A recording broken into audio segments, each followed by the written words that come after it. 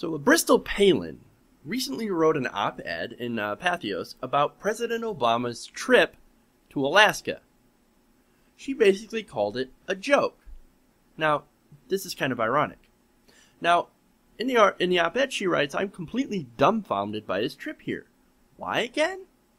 And what does he seem most concerned about? Renaming a mountain.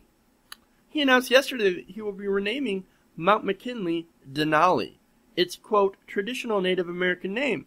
But renaming a mountain is not going to make up for all the other ways he's let down the Alaskan people."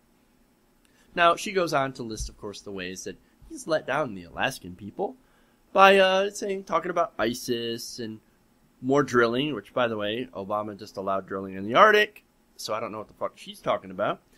Immigration, etc., etc. And basically the article is full of shit.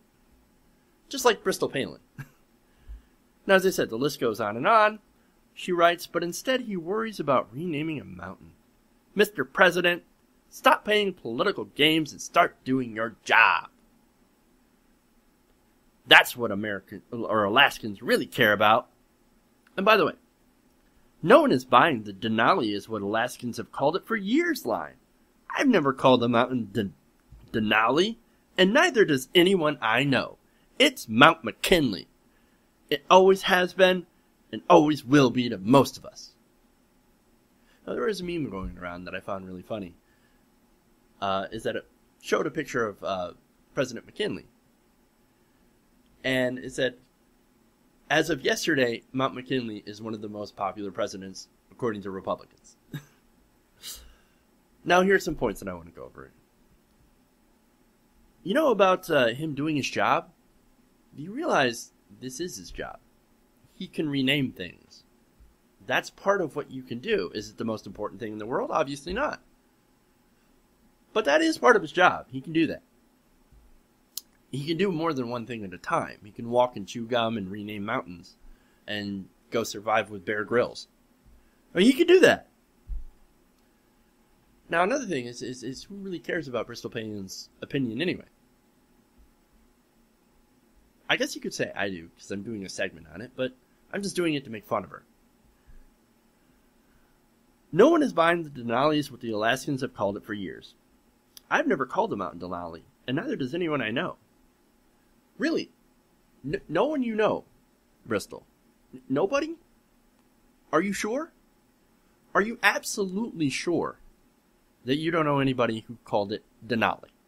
And getting up here, I say it is the best road trip in America, soaring through nature's finest show. Denali, the great one, soaring under the midnight sun.